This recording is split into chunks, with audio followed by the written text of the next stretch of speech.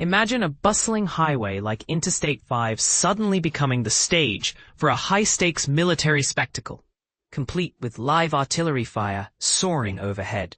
That's the shocking reality that unfolded on a recent Saturday, when shrapnel rained down on a California Highway Patrol escort detail accompanying Vice President J.D. Vance. But here's where it gets controversial. Was this a patriotic celebration gone wrong, or a reckless gamble with public safety? Let's dive into the details and unpack what really happened, step by step, so even beginners can follow along.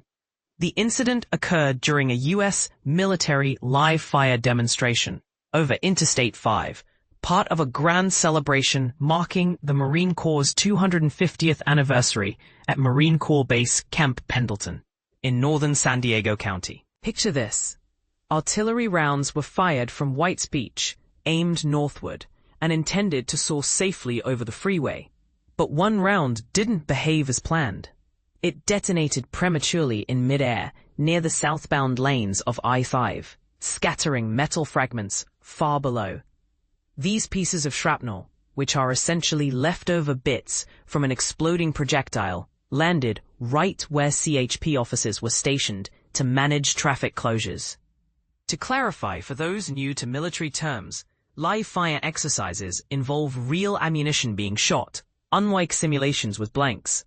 It's a rare and typically controlled event, especially over a major roadway like I-5, which serves as a vital artery connecting coastal Orange County to beach cities up north. State officials had wisely decided to shut down the highway during the demo to minimize risks, closing a 17-mile stretch around 1 p.m. The firing was scheduled to start at 1:46 p.m. and wrap up by 1:51 p.m., with about 60 rounds planned. Traffic was halted to prevent distractions for drivers. You can imagine the chaos if cars were zooming by while explosions echoed above. Tragically, the shrapnel struck two CHP vehicles, a patrol car, and a motorcycle from the protective detail.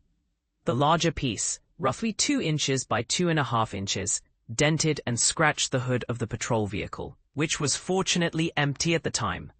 Smaller bits peppered the motorcycle, with one metal shard about 1 inch long and 1/2 inch wide landing nearby. An officer on the scene described hearing sounds like pebbles falling on his bike and the ground around him for about 3 feet. No one was hurt, and the vehicle suffered only minor cosmetic damage. A small dent here, a scratch there. But the potential for disaster was huge, especially since this freeway handles heavy traffic daily. The Marines reacted swiftly after being alerted by CHP officers.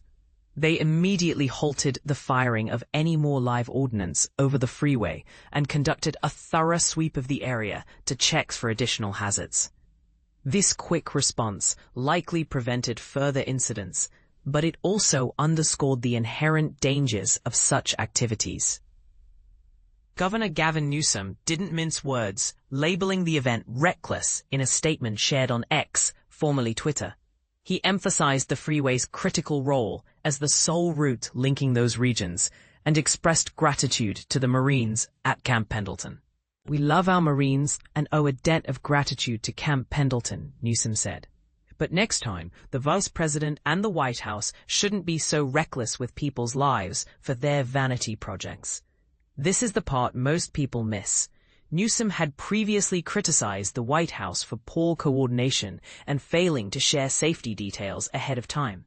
Just days before, his office believed no live fire would cross the freeway, only to learn on Friday about a sign requesting overhead fire in progress, and then, Saturday morning, that live rounds were planned for around 1:30 p.m.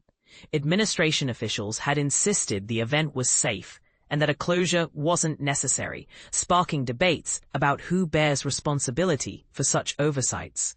CHP Border Division Chief Tony Coronado echoed those concerns in a Sunday statement. "This was an unusual and concerning situation," he noted, highlighting how rare it is for live fire or explosive training to happen over an active freeway. As a former Marine himself, Coronado voiced deep respect for military partners, but stressed his primary duty: protecting California's residents and officers. It's a balancing act between honoring veterans and ensuring public safety. And this incident raises questions about whether the thrill of a high-profile event outweighed the risks. And this is where controversy really heats up.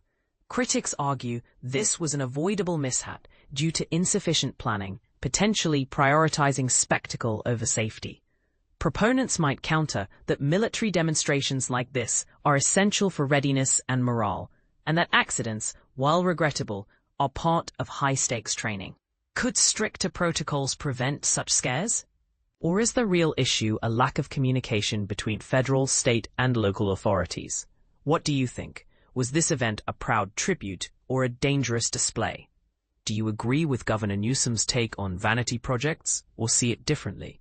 Share your opinions in the comments below. Let's discuss. For more background, check out this related article on the state's considerations for closing I-5 during Vance's visit to Camp Pendleton.